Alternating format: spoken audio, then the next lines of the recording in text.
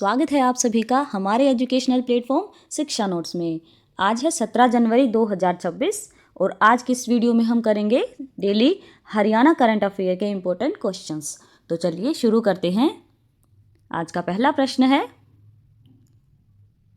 100 दिन बाल विवाह मुक्त भारत अभियान जो है वो किस जिले में चलाया गया है? तो इसका सही उत्तर है ऑप्शन नंबर डी, कैथल में।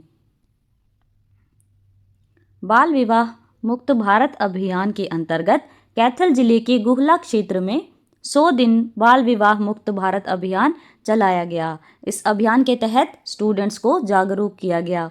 अभियान का मुख्य उद्देश्य बाल विवाह जैसी सामाजिक कुरीति को समाप्त करना है। चलिए दोस्तों देखते हैं अगला प्रश्न। प्रश्न है, हरियाणा सरकार ने 39वें सूरजकुंड अंतर्राष्ट्रीय शिल्प मेले 2026 के लिए मेला प्रशासक किसे नियुक्त किया है? तो इसका सही उत्तर है option number B, Satbir Singh को। नियुक्ति है हरियाणा सरकार द्वारा। अधिकारी का नाम है सतबीर सिंह। वर्तमान पद है अतिरिक्त उपायुक्त यानी एडिशनल डीसी फरीदाबाद। इसका आयोजन है 39वां सूरजकुंड अंतर्राष्ट्रीय शिल्प मेला। स्थान रहेगा सूरजकुंड फरीदाबाद हरियाणा में। इसका उद्देश्य है मेले की प्रशासनिक व्यवस्था, समन्वय और सुचारू संचालन सुनिश्चित करना। चलिए बढ़ते हैं हमारे अगले प्रश्न की ओर। अगला प्रश्न है, हरियाणा सरकार की बजट पूर्व परामर्श बैठक किस विषय पर केंद्रित थी? तो इसका सही उत्तर है ऑप्शन नंबर ए, शिक्षा और महिला सशक्तिकरण पर। हरियाणा सरकार ने शिक्षा और महिला सशक्तिकरण पर प्री बजट कॉन्सुलेशन मीटिंग का आयोजन गुरुग्राम में किया। बैठक की अध्यक्षता मुख्यमंत्री नायब सिंह सैनी ने की, जिसमें शिक्षाविदों और महिला प्रतिनिधियों से सीधा संवाद हुआ। सरकार का लक्ष्य विकसित भारत 2047 को साकार करने के लिए शिक्षा और वुमेन एम्पावरमेंट को मजबूत करना है। शिक्षा क्षेत्र से प्राप्त 63 महत्वपूर्ण सुझावों के आधार पर 21,893 करोड़ रुपए का बजट प्रावधान किया गया। उच्च शिक्षा में रिसर्च को बढ़ावा देने हेतु 20 करोड़ रुपए का हरियाणा स्टेट रिसर्च फंड स्थापित किया गया। राज्य सरकार प्रत्येक जिले में एक राजकीय महाविद्यालय को मॉडल संस्कृति महाविद्यालय के रूप में विकसित करेगी। चलिए बढ़ते हैं अगले प्रश्न की ओर। दोस्तों हमारा अगला प्रश्न है, लघु उद्योग भारती चंडीगढ़ ने किसे मानद वास्तु सलाहकार नियुक्त किया है? तो इसका सही उत्तर यहाँ पर रहने वाला है ऑप्शन नंबर सी, आदेश जोशी को। लघु उद्योग भारती चंडीगढ़ इकाई ने आदेश जोशी को मानद वास्तु सलाहकार नियुक्त किया है। निर्णय लघु उद्योग भारती चंडीगढ़ के अध्यक्ष अवी भसीन के नेतृत्व में लिया गया। आदेश जोशी के अनुभव से एमएसएमई व औद्योगिक सदस्यों को वास्तु योजना, डिजाइन और तकनीकी मार्गदर्शन मिलेगा।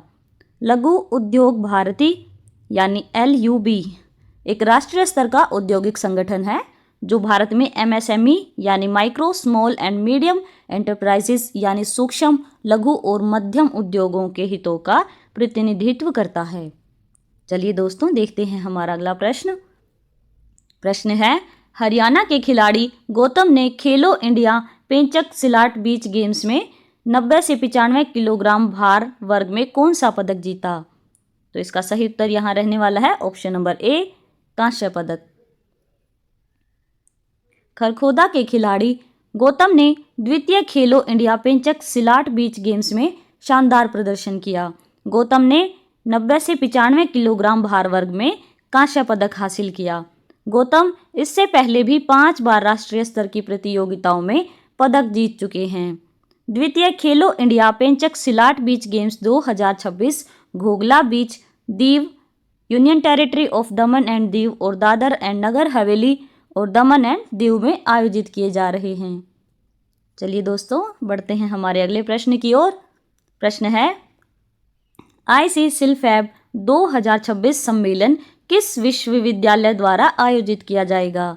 तो इसका सही उत्तर यहाँ पर रहने वाला है हमारा ऑप्शन नंबर सी, गुरु जम्भेश्वर विज्ञान एवं प्रौद्योगिकी विश्वविद्यालय हिसार द्वारा।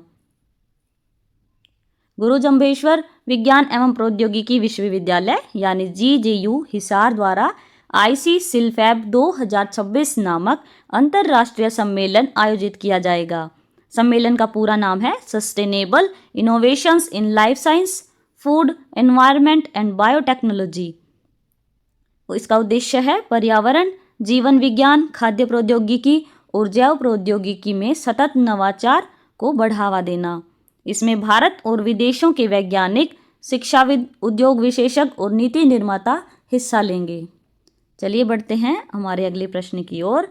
प्रश्न है, DHBVN की पावर टैरिफ सब्सिडी योजना का मुख्य उद्देश्य क्या है?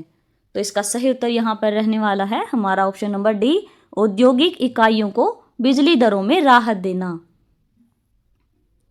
दक्षिण हरियाणा बिजली वितरण निगम यानी DHBVN ने औद्योगिक इकाइयों के लिए पावर टैरिफ सब्सिडी योजना लागू की है। यह योजना हरियाणा सरकार की HEEP 2020 नीति के तहत उद्योगों को बिजली दरों में राहत देने के उद्देश्य से है। योजना का विशेष रूप से C और D श्रेणी के ब्लॉकों में स्थित माइक्रो और स्मॉल एंटरप्राइजेस के लिए है। पात्र इकाइयों को 2 रुपये प्रति यूनिट की दर से बिजली सब्सिडी दी जाएगी। पात्रता: D श्रेणी ब्लॉक के लिए 40 किलोवाट तक के लोड वाले उद्योग, C श्रेणी ब्लॉक में 30 किलोवाट तक के लोड वाले उद्योग। बढ़ते हैं हमारे अगले प्रश्न की ओर।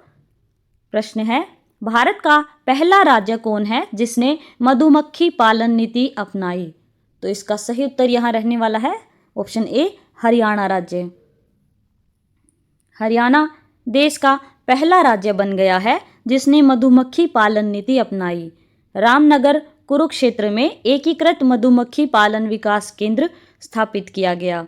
नीति का उद्देश्य किसानों की आय बढ़ाना और हरियाणा को शहद उत्पादन में अग्रणी राज्य बनाना। राज्य का शहद देश और विदेश में निर्यात होता है। बढ़ते हैं अगले प्रश्न की ओर।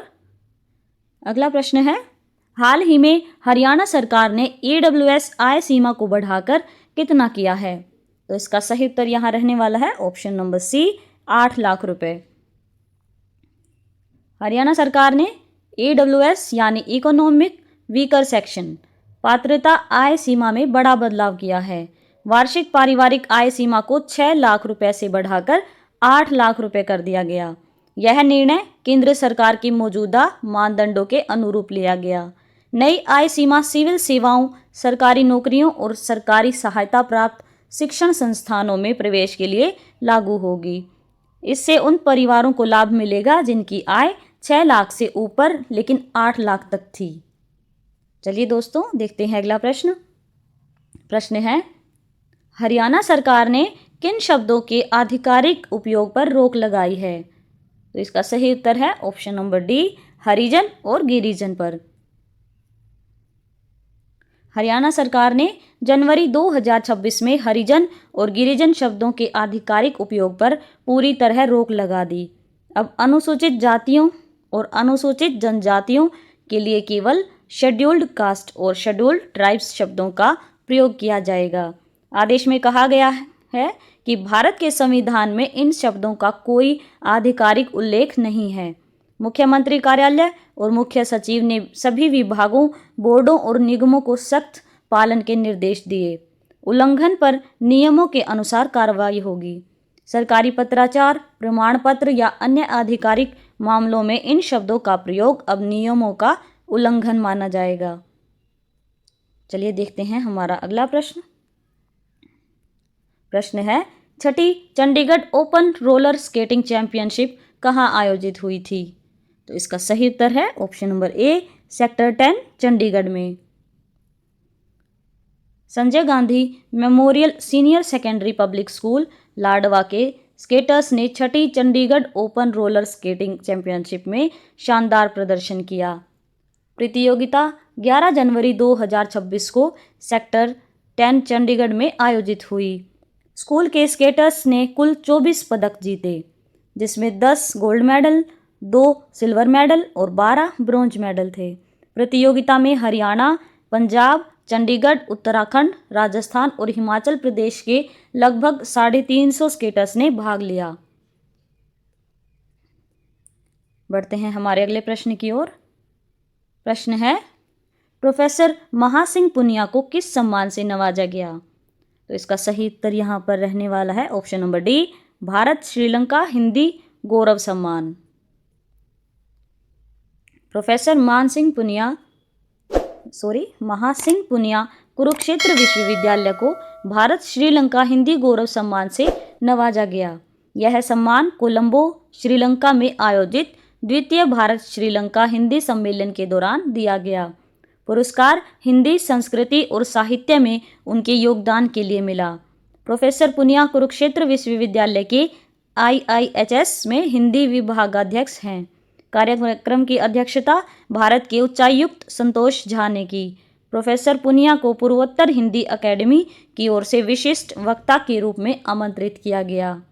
दोस्तों, वीडियो के लास्ट में है आपके लिए 2 प्रश्न, जिनका सही आंसर जो है वो आप लोगों को कमेंट बॉक्स में देना है। जिसमें पहला प्रश्न है, मोहित यादव, चरखी दादरी, हरियाणा, गांव भागेश्वरी ने कौन सा सॉफ्टवेयर विकसित किया है? दूसरा प्रश्न है, विद्यार्थी विज्ञान मंथन यानी VVM का राज्य स्तरीय शिविर जो है वो कहाँ आयोजित किया गया?